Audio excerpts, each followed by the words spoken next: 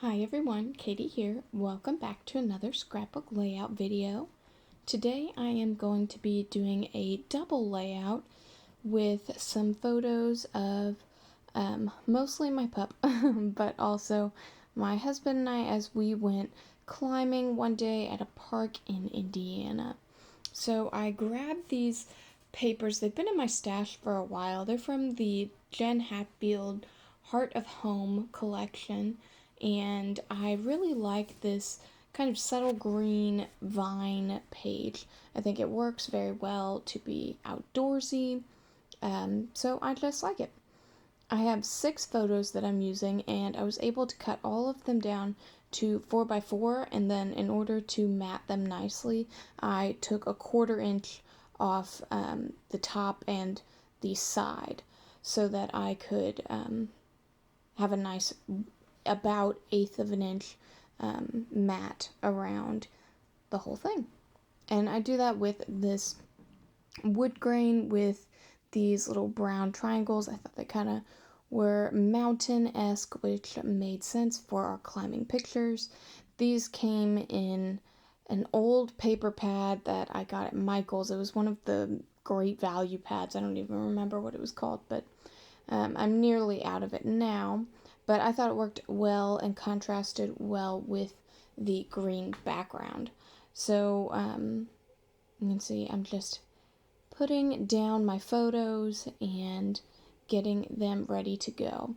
Now with this layout, it's been a while since I've done a double layout, and usually that's kind of like my thing. I'm pretty good at them. They come easily to me, but this time that was not the case. I struggled a little bit with this layout. I ultimately like how it turned out, but it's a little bit different from the style, I guess, that I have been scrapping recently. But that's okay. I like to continue to do things either outside my style or older kind of things that I used to do more often. I think it's fun to do different kinds, have a versatile layout style, and just have things that are a little bit different in your scrapbook. So I also have this wood grain paper. This came from a project pad a while back, and I only had one of them, so I thought it was perfect to use for an outdoorsy layers. I am also adding quite a few of these 6x6 pages. They are from the Pink Paisley Outfitters collection. I have the 6x6 pad, and it is nearly used up. I've used quite a bit of it because we've done a lot of outdoorsy things lately, as that's really all you can do. And I think they work nicely here. So I'm just trying to create more layers. I don't have exactly the same colors on both pages, but that's okay with me. They all are from the same collection, so I think they coordinate well. The colors work well together. But I just want to add a little bit more interest to my pages. I was thinking that just the wood grain and the green background were kind of boring, so I needed to add a few more. And as you can see, I have some kind of funky layers going on right now. They don't necessarily stay like that. I was trying to make kind of one giant cluster with my layers and my photos on each page. And as you can see, I kind of have my photos stair stepping so that they're reflective on both pages, but not exactly the same. And I think that kind of creates a more cohesive double layout spread. So I was able to get layers a little bit more where I wanted them. I really like that I cut apart a few of the pages so that I could have that red plaid on the top and the bottom of both pages. I think that kind of brings it together a little more and gives my layout a little more interest. I think it looks better when the pages have, a little bit more color on them. So now I'm starting to adhere my photos and my layers, and usually I like to do this by just picking up the thing that's on top, sticking it down to what's below, so then I can pick up a bigger piece with what's on top and what was right below it to stick it to that, and so on and so forth till I'm able to stick all my layers together, and then put a whole bunch of adhesive on the back and stick it down to my main background page. This was a little bit harder to do, I thought, this time, just because I have quite a few different layers going on, and they're all pretty separate pieces underneath. So maybe not my best technique, but I do think I do a better job on the second page. I make sure that I put my photo that is underneath all of them on the very bottom, and that is definitely helpful as I am building up this layout and adhering it down. I do really like how my photos overlap a little bit. I was lucky in that the subject of all the photos was not huge, so it didn't really matter if first I started by cutting the photos down quite a bit. They were all 4x6 photos, and then I layered the photos on top of each other, on top of layers of paper, and I think it worked out pretty well.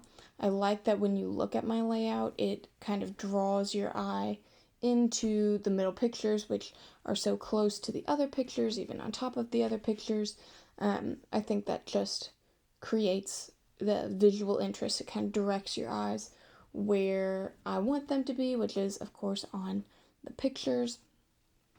And I think it just works pretty well.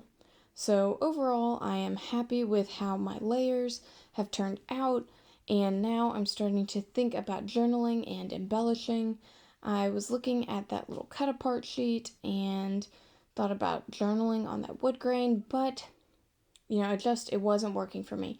I had a whole lot of stuff going on. All those different patterns are very busy, and I know that, so I don't want to overcomplicate things now. I do take a piece of this kind of tan sand colored cardstock. It was just a scrap that I had, and I wanted to use that as my journaling box. This is a completely new color on the layout, and I know that might not be something that everyone is okay with, but I like it because I think it is neutral enough that it coordinates, but it also is different enough that it stands apart. And I want my journaling to stand apart just because that's something that's important. And I want your eyes to also be drawn to that as well as the photos. So I just write a little bit of journaling about how we enjoyed our trip up to the state park. And Kip really loved the times when he was allowed to be off his leash and just run around a little bit around us. And he really didn't like when he had to be on the leash. But it was still a good time. So I have this craft foam that I used on another project, and I wanted to pop up my journaling box just to make it different, and I used the foam. Now, I did use my Tombow adhesive on it, and it did not work well, not at all. So I tried this just Elmer's glue, school glue. It's non-toxic, so I figured that might work well. And I just stuck that down, and that has really been a much better adhesive, although it did warp the paper a little bit. But with the foam underneath, you can't really tell, but I would be careful about that when you use at least Elmer's liquid glue on your layouts. So I have a whole lot of embellishments, especially outdoorsy embellishments. I love doing outdoorsy things. I do them a lot. So, of course, that is the subject of a lot of stickers and things that I buy. So I flip through this whole sticker book. I do some digging in my embellishment box. And you know what? I just struggle to find things that I want to do. So this is one of my classic putting off things techniques. I did a little black doodly border around the whole page, which I liked, but I didn't think it stood out enough. So I also go back with my white Jelly Roll pen, and I do just a thin white border on top of the black border, so they kind of run together. And while it's hard to see in this video, I think the white border looks really nice, and I like how it turned out. So I put away my embellishments for now, and I go ahead and pull out some thickers. I really like this black puffy thicker. It says Explore, and I thought that was perfect for what we're doing. So I put it on. I start with the end of the word first so that I can have the whole word exactly where I want it. And I think that turned out really well. I was very happy with that part. And now, okay, I've got my title, I've got my journaling. I know that I need to start my embellishment. So I just take a little geotag sticker and I write where we are down at the bottom of the page. These geotags are so cute. I got them from Paper House, and there are probably 12 on a page. Excuse me. And I love using them, especially for travel. It's fun to keep track of exactly where you are, but it doesn't have to be, the highlight of my journaling.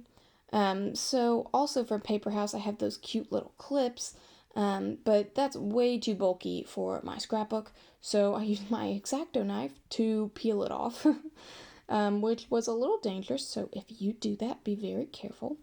And then I pop it up on some foam dots to give it that dimension, but put it over there still with the title, and I add just a few more stickers to embellish the title area. So I don't really want to do a whole lot more to that page because, again, like I said, there's a lot going on with all the different pattern papers, and I feel like a lot of embellishment would just get lost on it. So I don't do it. I get my second page of the layout out and I do that same border, the black and then the white. And then I try to add a little bit of embellishment here. You can see I'm going through all kinds of stickers. I try a few. I like this little one with the arrows and a few of my puffy and enamel outdoorsy shapes. And I try to get a few more on, and it just doesn't work out. So I grab my kind of outdoorsy ephemera, travel-y ephemera, and looking through it again. This is a box that I've used quite a bit lately, so there's just not as much to choose from. But I grab a couple pieces, and I'll give you a little spoiler. Only one of them makes it on, that little Discover tag. I like where that is, so I adhere that down. And then I just add a couple little stickers to it. I tried to add a few more things, but you know what? Sometimes you just gotta leave your layout alone and enjoy the papers and things that you've used. So I finally decide that enough is enough, and I finish up my layout. Thanks so much for watching. Bye.